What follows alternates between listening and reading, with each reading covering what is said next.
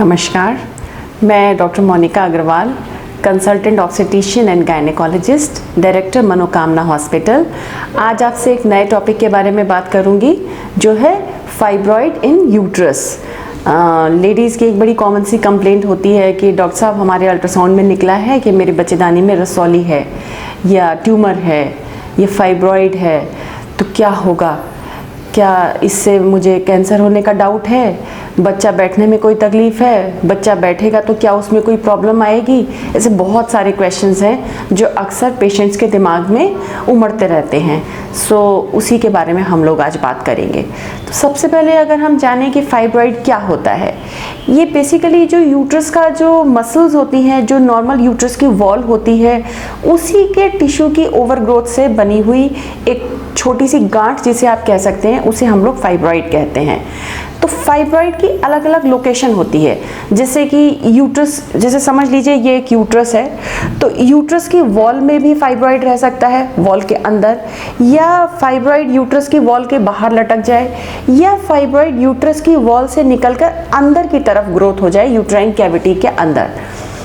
ये कुछ सबसे इम्पॉर्टेंट लोकेशंस होती हैं फाइब्रॉइड की, और फाइब्रॉइड के सिम्टम भी फाइब्रॉइड की लोकेशन के अकॉर्डिंग ही होते हैं। इनके कुछ मेडिकल टर्म्स होते हैं जिसे हम लोग बोलते हैं सबम्यूकोजल फाइब्रॉइड, इंट्रामस्कुलर फाइब्रॉइड और सबसिरोजल फाइब्रॉइड। सबसे पहले हम लोग डिस्कस करेंगे कि फाइब्रॉइड किन लेडीज़ में कॉमन होता है।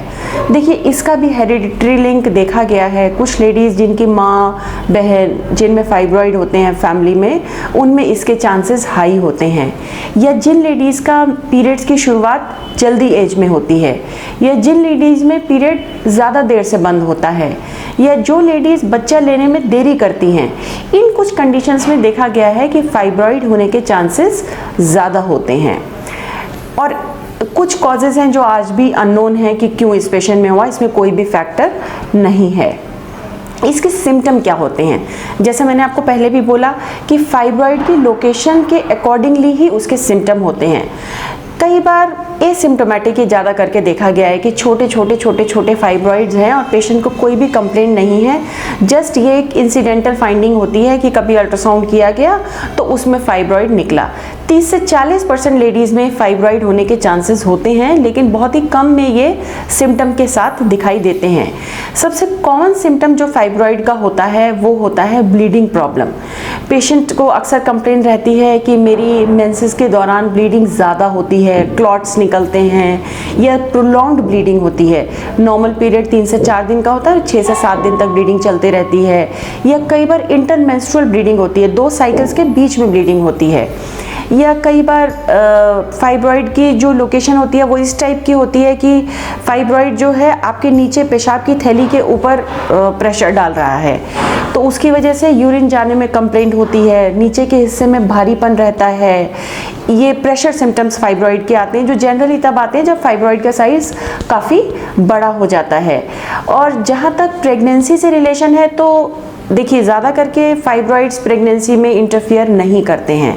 हाई चांसेस होते हैं कि प्रेगनेंसी के दौरान फाइब्रॉइड शांत पड़ा रहता है, लेकिन कई बार ऐसा हो सकता है कि फाइब्रॉइड का साइज़ अगर बहुत बड़ा है या किस जगह में है कि प्रेगनेंसी बैठी तो अबॉर्शन हो सकता है, या प्रेगनेंसी ठीक कंटिन्यू कर रही है लेकिन किसी वजह से फाइब्रॉइड की वजह से प्लेसेंटल एब्रप्शन एक मेडिकल टर्म होती है, जिसमें बच्चेदानी का अंदर जो बच्चे का जो मदर के साथ लिंक होता है, जो पूल होता है, वो डिटैच हो जाता है during the time of pregnancy. या बच्चा जो होता है फाइब्रॉइड की वजह से उसको यूट्रस के अंदर प्रॉपर ग्रोथ की जगह ना मिले और बच्चे की ठीक से ग्रोथ ना हो, ये हो सकता है। या प्री टर्म लेबर हो सकता है, समय से पहले ही दर्द आने लगना और डिलीवरी होने की संभावना होना। तो ये सारे कॉम्प्लिकेशंस हो सकते हैं। फाइब्रॉइड से बचने के लिए हम क्या करें? तो फाइब्रॉइड से बचने के लिए देखिए, ज़्यादा करके ऐसा देखा गया है कि कुछ लेडीज़ में जिनके अंदर अनहेल्दी वेट था या अनहेल्दी उनकी लाइफस्टाइल थी, उनमें फाइब्रॉइड के चांसेस ज़्यादा रहे। जैसे कि जो बहुत हाई फैट डाइट लेती हैं या जो बहुत खुद ओबीज हैं, उन पेशेंट्स में भी फाइब्रॉइड होने के चांसेस ज़्यादा होते हैं। तो वही चीज़ें हम अवॉइड कर सकते हैं, हेल्दी लाइफस्टाइल, हेल्दी ईटिंग, इससे ही हम लोग फाइब्रॉइड से बच सकते हैं। इसके अलावा जब जब ऐसी कोई फाइब्रॉइड से कॉम्प्लिकेशन आए, जैसे कि ब्लीडिंग एबनॉर्मल हो रही है या इंटरमेंस्ट्रुअल ब्लीडिंग हो रही है या प्रोलॉन्ग ब्लीडिंग हो रही है, इतनी ज़्यादा है कि उसके वजह से खून कम हो जा रहा है शरीर में, तो आपको तुरंत अपने डॉक्टर से कंसल्ट करना चाहिए। फाइब्रॉइड में कैंसर होने के चांसेस ना के बराबर होते हैं। फाइब्रॉइड का जो ट्रीटमेंट होता है वो मेडिकल ट्रीटमेंट और सर्जिकल ट्रीटमेंट दोनों होता है।